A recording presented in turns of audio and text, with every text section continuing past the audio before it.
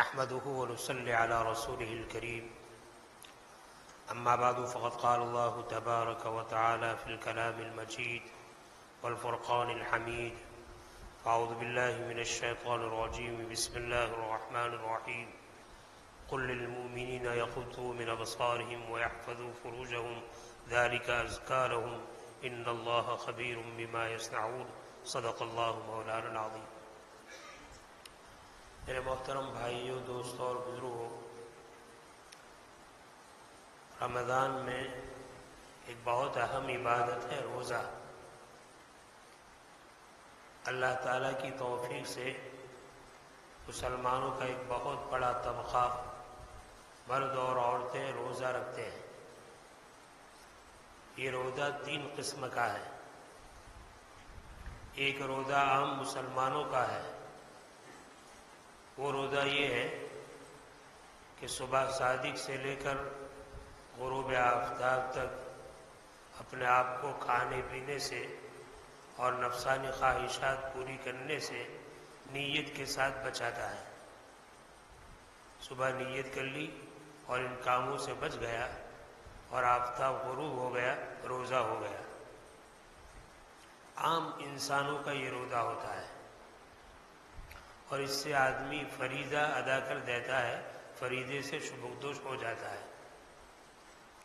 دوسرا روزہ ہے خواص مسلمانوں کا، خاص انسانوں کا۔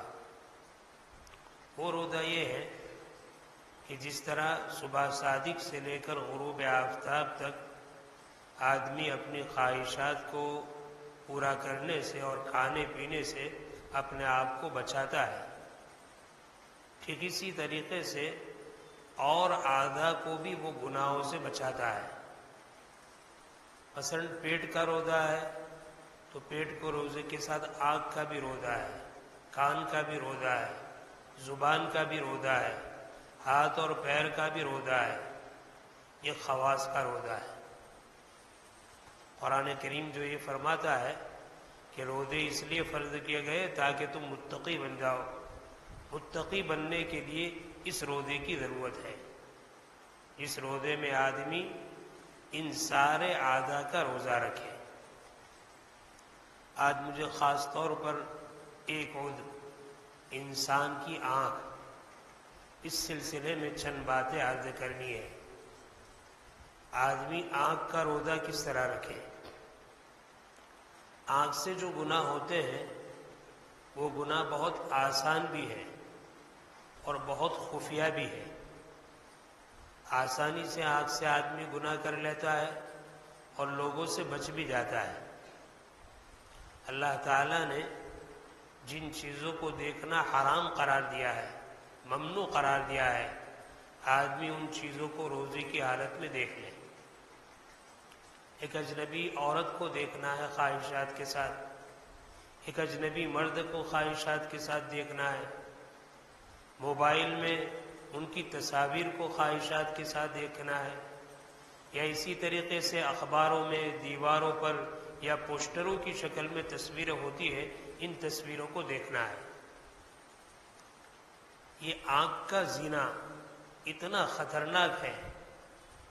آدمی بہت ساری عبادت کرتا ہے لیکن عبادت کا مزہ اور عبادت کی لذت اس کو حاصل نہیں ہوتی۔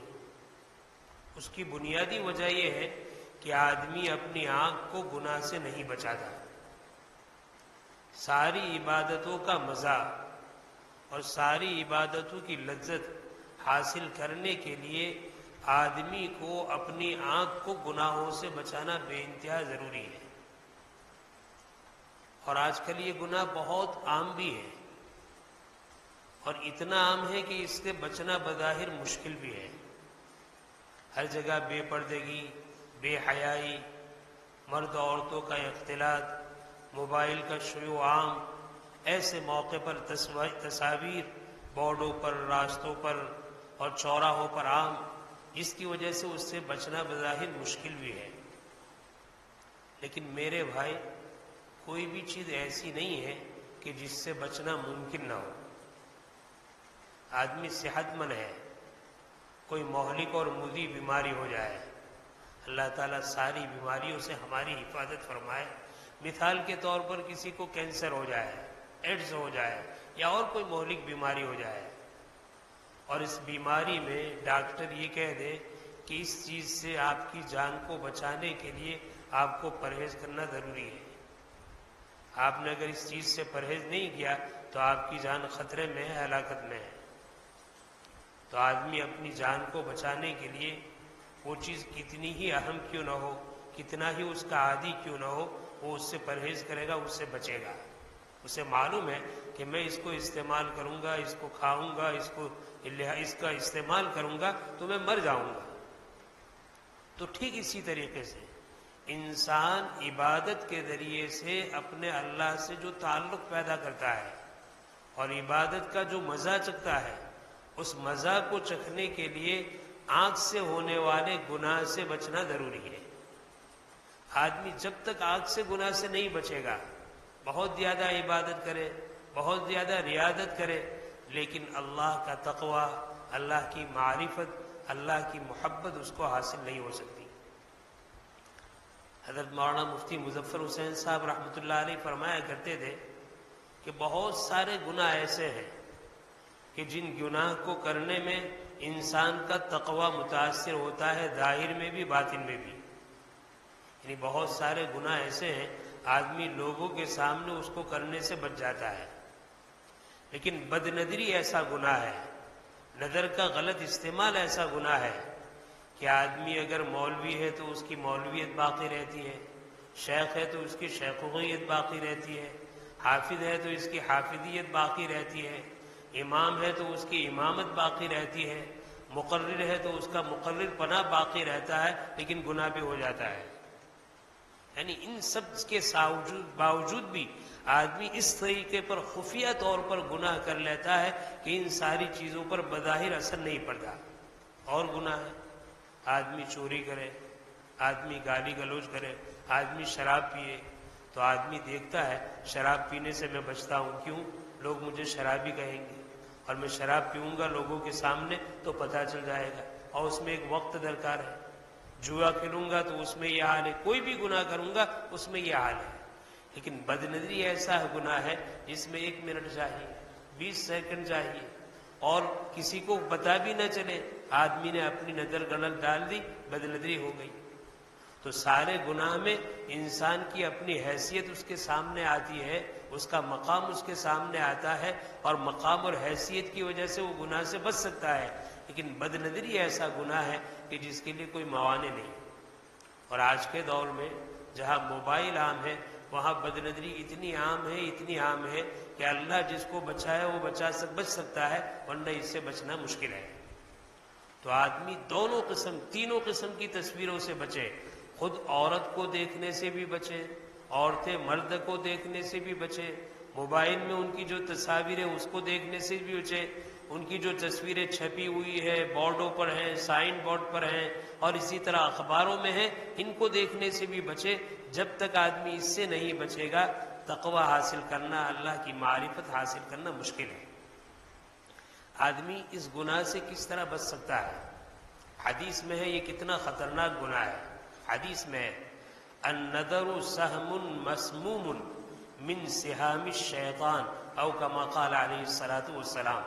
جمع الفوائد کی روایت ہے، نبی کریم صلی اللہ علیہ وسلم فرماتے ہیں نظر شیطان کا زہریلا تیر ہے، زہر ملا ہوا تیر ہے، شیطان کے تیروں میں سے ایک زہر ملا ہوا تیر یہ بد نظری ہے۔ یعنی بد نظری کے ذریعے سے آدمی میٹھا زہر آدمی اس طرح پلاتا ہے، شیطان اس طرح پلاتا ہے کہ فوراً وہ اس کے شکار میں آ جاتا ہے اور اس کا شکار ہو جاتا ہے۔ سہم مسموم، زہریلا تیر، کہ جس کی وجہ سے شیطان کے بہت سارے تیر ہیں، بہت سارے ہیلے ہیں، بہت سارے راستے ہیں جس سے وہ انسانوں کو شکار کرتا ہے، لیکن کسی تیر کے بارے میں یہ نہیں کہا کہ وہ زہریلا تیر ہے۔ اس بد نظری کے بارے میں کہا کہ یہ شیطان کا زہریلا تیر ہے، زہر ملا ہوا تیر ہے، جس کے ذریعے سے شیطان انسان کو بہت جلدی شکار کرتا ہے۔ اب سوال یہ ہے، اس دور میں اس گناہ سے بچنا بہت مشکل، اس لیے کہ بے حیائی عام ہے، بے پردگی عام ہے، ماں بہنیں گھر سے پاک ہوتی ہے لیکن پردوں کا اہتمام نہیں کرتی، سامنے آ جاتی ہے۔ تصاویر بہت ساری عام ہیں، اب آدمی بچنا چاہے تو کس طرح بچے؟ قربان جائیے، اللہ تعالیٰ نے ہمارے اکابر پر ان راز کو کھولا ہے کہ کتنا ہی اہم گناہ ہو، کتنا ہی عام گناہ ہو، اس کے لیے راستے اللہ نے ان کے دلوں میں ڈالے اور انہوں نے امت کے سامنے بتلائے کہ آدمی اس گناہ سے کس طرح بچ جائے۔ دیکھو، یہ میں اس لیے بیان کرتا ہوں کہ یہ گناہ ایسے ہیں جس میں سب مبتلا ہے الا ماشاء اللہ، کہنے والا بھی اس کا محتاج، سننے والا بھی محتاج۔ ہم اس لیے کہے سنیں تاکہ ہم سب کے لیے ہدایت کی شکل ہو، اس گناہ سے بچنے کی شکل ہو۔ علماء نے فرمایا ہے اس گناہ سے بچنے کے لیے سب سے پہلی چیز ہے ہمت۔ کسی بھی گناہ کو چھوڑنے کے لیے سب سے پہلے ہمت، آدمی ہمت کرے، ارادہ کرے کہ مجھے یہ گناہ نہیں کرنا ہے۔ بدنظری کا گناہ اپنی نظر کو کسی عورت پر نہیں ڈالنا ہے، کسی ماں بہن کا اپنی نظر کو شہوت کی نگاہ سے اپنے مرد کو نہیں دیکھنا ہے، اجنبی مرد کو نہیں دیکھنا ہے۔ تو نہ اجنبی مرد اجنبی عورتوں کو دیکھے، نہ اجنبی عورت اجنبی مرد کو دیکھے، نہ براہ راست دیکھے، نہ موبائل کے ذریعے سے دیکھے، نہ اسی طریقے سے تصاویر کو دیکھے۔ سب سے پہلی چیز ہے آدمی پختہ ارادہ کرے کہ میں اس گناہ کو نہیں کروں گا۔ اور میں نے پہلے ہی بتایا، ڈاکٹر کہے کہ آپ نے بیماری میں یہ کام کیا، آپ مر جاؤ گے، ہمیں بھی احساس ہونا چاہیے اگر یہ گناہ کیا تو اللہ سے جو تعلق جڑتا ہے وہ ختم ہو جائے گا، عبادت کا جو مزہ حاصل ہوتا ہے وہ ختم ہو جائے گا، اللہ سے جو کانٹریکٹ قائم ہوتا ہے وہ کانٹریکٹ قائم نہیں ہوگا۔ تو اللہ سے رشتے کو قطع کرنے والی چیز، اللہ سے رشتے کو توڑنے والی چیز، اللہ سے تعلق کو توڑنے والی چیز بد نظری ہے۔ لہذا سب سے پہلے ارادہ کرے کہ میں اپنے آپ کو اس بد نظری سے خوب بچاؤں گا۔ سب سے پہلی چیز یہ پختہ ارادہ۔ پختہ ارادہ کرنے کے بعد اس کے لیے جتنی محنت کرنی ہے وہ محنت، پہلے تو پختہ ارادہ پھر محنت کہ بھئی حتی الامکان اپنے آپ کو نظریں نیچے رکھنا ہے۔ آدمی بد نظری میں کب مبتلا ہوتا ہے؟ جب نظر اٹھا کر دیکھتا ہے، ارادہ کرتا ہے اور دیکھتا ہے، دل میں خیال آتا ہے، دل میں غلط خیال آئے، برائی کے خیال آئے، ان کے دیکھنے کے خیال آئے۔ جب تک خیال آتے ہیں لیکن اس پر عمل کا ارادہ نہیں ہے تو یہ سارے خیالات معاف ہیں۔ لیکن خیالات آئے اور خیالات سے مزہ بھی لے رہا ہے اور آگے تدبیریں بھی اختیار کر رہا ہے تو پھر یہ خیالات پر پکڑ ہے۔ تو سب سے پہلے ان خیالات سے اپنے دل کو پاک کرے، جیسے ہی یہ خیال آئے فوراً ارادہ کرے کہ کچھ بھی ہو جائے ہمیں یہ کام نہیں کرنا ہے۔ شیطان کو اللہ تعالیٰ نے جنت سے نکالا تو اس نے کیا کہا؟ لَآتِيَنَّهُمْ مِنْ بَيْنِ أَيْدِيهِمْ وَمِنْ خَلْفِهِمْ وَعَنْ أَيْمَانِهِمْ وَعَنْ شَمَائِلِهِمْ۔ اے اللہ، میں آپ کے بندوں کو گمراہ کروں گا، اور گمراہ کرنے کے لیے 4 راستے دکھائے، 4 راستے۔ میں سامنے سے آؤں گا گمراہ کرنے کے لیے تیرے بندوں کے، پیچھے سے آؤں گا، دائیں سے آؤں گا، بائیں سے آؤں گا۔ آدمی بدنظری کرتا ہے وہ بھی ان 4 راستوں سے، سامنے کرتا ہے، پیچھے مڑ کر کرتا ہے، دائیں دیکھ کر کرتا ہے، بائیں دیکھ کر کرتا ہے۔ آدمی جب راستہ چلنا شروع کرے، راستے میں چلنا پڑے، ضرورت کی وجہ سے چلنا اختیار کرے، تو 4 راستے تو شیطان نے روک لیے ہیں اور اپنے قبضے میں لے لیے ہیں کہ ان 4 راستوں سے میں ان کو گمراہ کروں گا۔ 2 راستوں کا ذکر نہیں کیا، ایک ہے اوپر دیکھنا، ایک ہے نیچے دیکھنا، یہ 2 راستوں کا اس نے ذکر نہیں کیا۔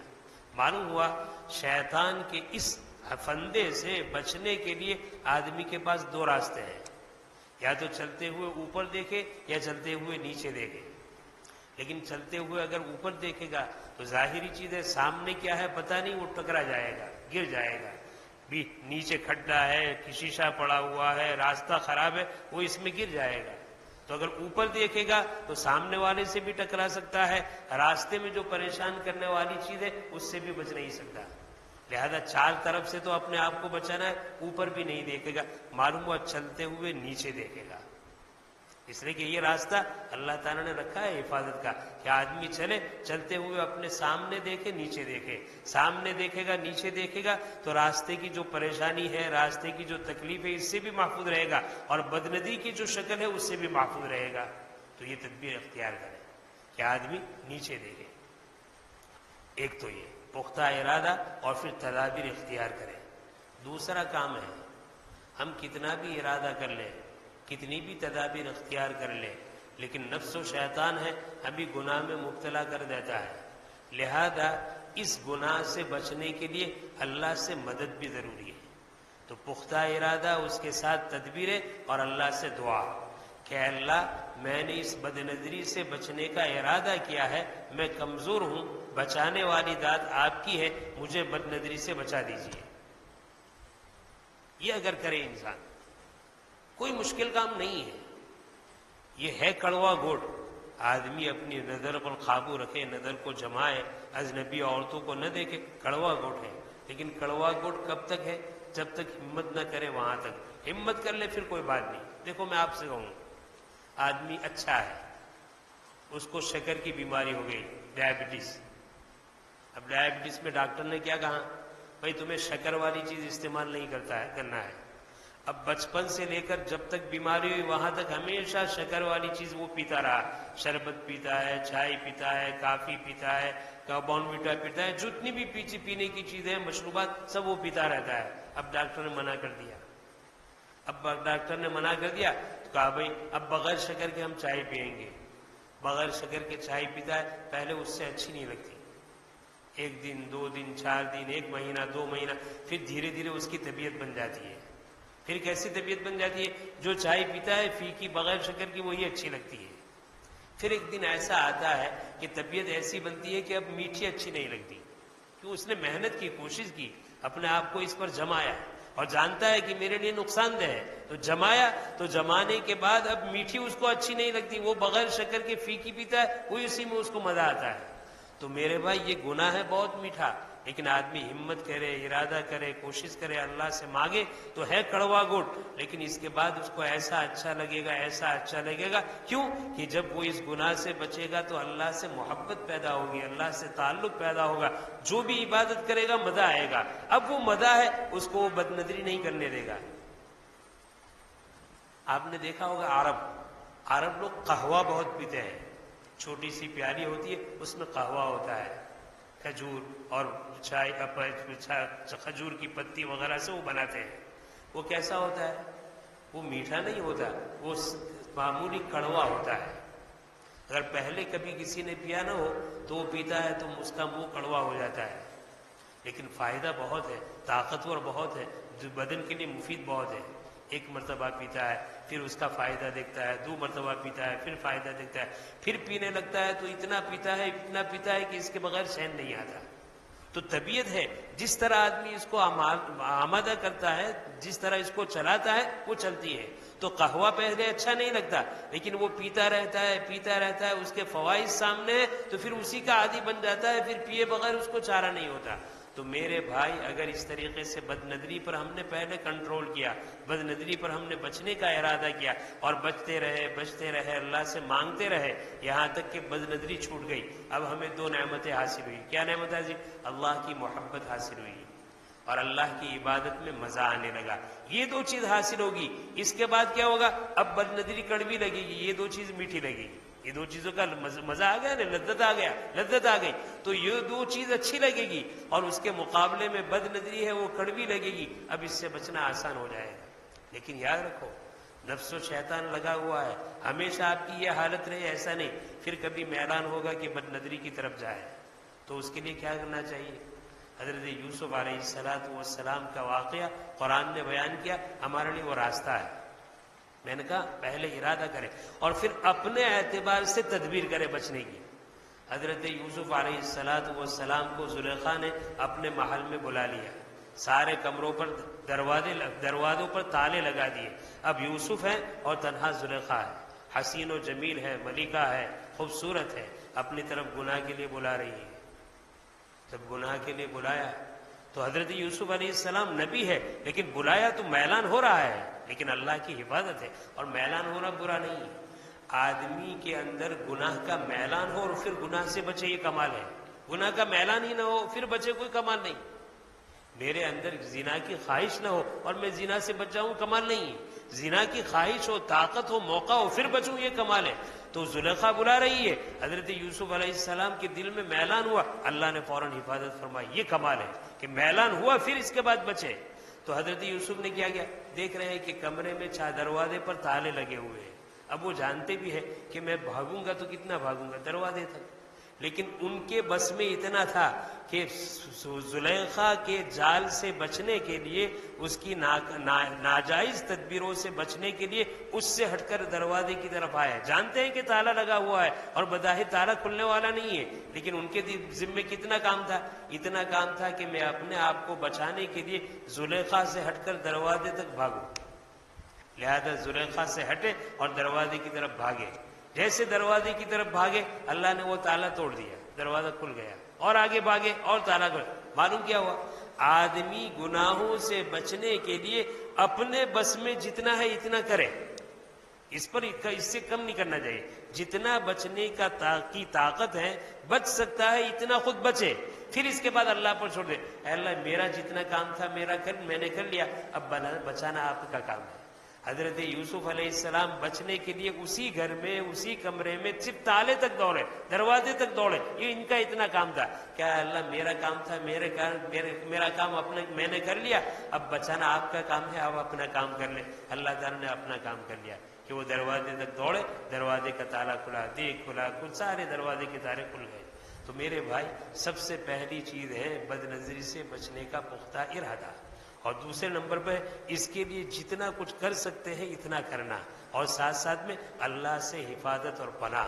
یہ اگر تین چیزیں کی تو انشاءاللہ ایسا بڑا گناہ اس سے بچنا آسان ہو جائے گا. آج کل امت کو شکایت ہے کہ ہم بہت کچھ کرتے ہیں لیکن مزہ نہیں آتا.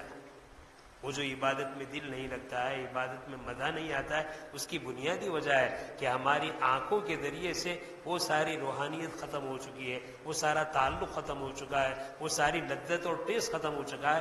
اس کو بچانے کی ضرورت ہے. یہ مین پوائنٹ ہے، مین دروازہ ہے اللہ کی محبت کو پیدا کرنے کے لیے اور عبادت میں لذت. اسی لیے علماء نے لکھا ہے کوئی آدمی محنت کر کے 40 سال تک اپنے آپ کو عبادت پر جمائے اور عبادت کی لذت حاصل کرے، پھر 40 سال کے بعد ایک مرتبہ بد نظری ہوئی تو اس بد نظری کی وجہ سے وہ 40 سال کی محنت ہے اس پر پانی پھر جائے گا. اللہ تعالیٰ شانو ہمیں اپنی نظروں کی حفاظت کی توفیق عطا فرمائے، خاص کر کے رمضان میں بھی اور رمضان کے بعد پوری زندگی بھی اللہ تعالیٰ اس بد نظری سے ہماری حفاظت فرمائے. آمین. وآخر الدعوانا الحمدللہ رب العالمین. سبحانک اللہم وبحمدک وتبارک اسمک وتعالی جدک وجل ثناؤک ولا الہ غیرک. اللہم صل علی محمد کلما ذکرہ الذاکرون وصل علی محمد کلما غفل عن ذکرہ الغافلون. ربنا آتنا في الدنيا حسنة وفي الآخرة حسنة وقنا عذاب النار. ربنا لا تزغ قلوبنا بعد إذ هديتنا وهب لنا من لدنك رحمة إنك أنت الوهاب. الہی اپنے فضل و کرم سے آپ نے دین کی باتیں کہنے اور سننے کا موقع نصیب فرمایا. اے اللہ ہم سب کو عمل کی توفیق عطا فرما. اے اللہ ہماری آنکھوں کی زیادہ سے زیادہ حفاظت فرما. اے اللہ ہماری ماں بہن بہو بیٹیوں کو پردے کا اہتمام نصیب فرما. اے اللہ جنہوں نے اب تک پردہ نہیں کیا ہے ان کو پردے کی توفیق عطا فرما، اور جب تک پردہ نہ آئے اے اللہ اپنے آپ کو چھپانے کی توفیق عطا فرما. اجنبیوں کے سامنے آنے سے اپنی حفاظت کی توفیق عطا فرما. اے اللہ موبائل کے ذریعے سے، تصاویر کے ذریعے سے، اے اللہ سائن بورڈوں کی تصویروں کے ذریعے سے اے اللہ امت کے ایک ایک فرد کی حفاظت فرما. اے اللہ بہت مہلک بیماری ہے، بہت مہلک گناہ ہے. اے اللہ ساری روحانیت کو فنا کر دیا ہے. اے اللہ ساری عبادت کی لذت کو ختم کر دیا ہے، آپ سے تعلق کو بالکل کمزور کر دیا ہے. الہ العالمین آپ قوی ہیں، آپ طاقت والے ہیں، آپ جس سے چاہے بچا لیں، آپ جس سے چاہے حفاظت فرما لیں. اے اللہ ہم سب اپنی حفاظت چاہتے ہیں. اے اللہ سارے گناہوں سے ہماری حفاظت فرما، اور خاص طور پر آنکھوں کے ذریعے سے ہونے والی بد نظری اور آنکھوں کے ذریعے سے ہونے والے گناہ سے ہماری حفاظت فرما. اے اللہ ان آنکھوں میں آپ نے نور عطا فرمایا ہے، اے اللہ اس کی قدردانی کی توفیق عطا فرما، اس کی ناقدری سے ہماری حفاظت فرما۔ اے اللہ تیرے کلام پاک کو بکثرت دیکھ کر پڑھنے سے اے اللہ اس کی نورانیت ہمیں عطا فرما۔ اے اللہ بیت اللہ شریف دیکھنے کی سعادت نصیب فرما، روضہ رسول اللہ دیکھنے کی سعادت نصیب فرما، اہل اللہ کو دیکھنے کی سعادت نصیب فرما۔ اے اللہ جن چیزوں کو دیکھنے سے آپ نے منع فرمایا ہے، جن چیزوں کو دیکھنا آپ نے حرام قرار دیا ہے، اے اللہ امت اس میں بہت زیادہ مبتلا ہے۔ اے اللہ یہ گناہ اتنا عام ہو چکا ہے کہ ہمارے دلوں سے اس کے گناہ ہونے کا احساس نکل چکا ہے۔ اے اللہ گھروں میں رہتے ہوئے یہ بدنظری ہو رہی ہے، مسجد سے باہر یہ بدنظری ہو رہی ہے، اے اللہ مسجدوں میں بیٹھ کر موبائل کے ذریعے سے یہ بدنظریاں ہو رہی ہے۔ اے اللہ اس گناہ سے پوری امت کی حفاظت فرما، پوری امت کی حفاظت فرما، پوری امت کو تقوی والی زندگی نصیب فرما۔ اے اللہ ہم بیمار ہیں، ہمیں شفاء کاملہ عاجلہ دائمہ مستمرہ نصیب فرما۔ پریشان حال ہیں، ہماری پریشانیوں کو دور فرما۔ قرض دار ہیں، قرض کی ادائیگی کی شکلیں پیدا فرما۔ اے اللہ بے گھر ہیں، گھر عطا فرما، بے در ہیں، در عطا فرما۔ اے اللہ بے اولاد ہیں، اولاد عطا فرما۔ بہت سارے بے جوڑ ہیں، جوڑ عطا فرما۔ آپس میں اتحاد، اتفاق، محبت نصیب فرما۔ آپس کی حق تلفیوں سے پوری حفاظت فرما۔ اے اللہ حقوق کی ادائیگی کا اہتمام نصیب فرما۔ اے اللہ تیرے حقوق بندے پر جتنے ہم پر عائد ہوئے ہیں، اے اللہ ان حقوق کو پہچان کر ادا کرنے کی سعادت نصیب فرما۔ اے اللہ تیرے حبیب صلی اللہ علیہ وسلم کے حقوق ہیں، قرآن کریم کے حقوق ہیں، اور تیرے بندوں کے بہت سارے حقوق ہیں، والدین کے حقوق ہیں، اولاد کے حقوق ہے، بھائی بہنوں کے حقوق ہے، رشتہ داروں کے حقوق ہے، پڑوسیوں کے حقوق ہے، اہل بستی کے حقوق ہے، اے اللہ انسانوں کے حقوق ہے، جانوروں اور حیوانوں کے حقوق ہے۔ اے اللہ ہر ایک حقوق کو پہچان کر ادا کرنے کی توفیق عطا فرما۔ آپس کی حق تلفیوں سے پوری حفاظت فرما۔ اے اللہ حقوق اللہ تو آپ معاف فرماتے ہیں، حقوق العباد جب تک بندے معاف نہیں کرتے آپ کی طرف سے معافی نہیں ہوتی ہے۔ اے اللہ دنیا میں رہتے ہوئے سارے حقوق العباد بھی ادا کرنے کی سعادت نصیب فرما۔ الہ العالمین خیر کو مقدر فرما، الہ العالمین شرور و فتن سے حفاظت فرما، الہ العالمین رمضان کے انوار اور برکات سے ہمیں مالا مال فرما، رمضان میں زیادہ سے زیادہ نیکیوں کا اہتمام نصیب فرما، نیکیوں میں جلا نصیب فرما، نیکیوں کی حلاوت اور لذت ہمیں عطا فرما۔ اے اللہ تیرا قرب نصیب فرما، تیری معرفت محبت نصیب فرما، آپ کا اور آپ کے حبیب کا عشق نصیب فرما۔ اللهم إني أسألك حبك وحب حبيبك صلى الله عليه وسلم وحب من يحبكما. ربنا تقبل منا إنك أنت السميع العليم وتب علينا إنك أنت التواب الرحيم. وصلى الله تعالى على خير خلقه سيدنا ومولانا محمد وآله وصحبه أجمعين. آمين برحمتك يا أرحم الراحمين.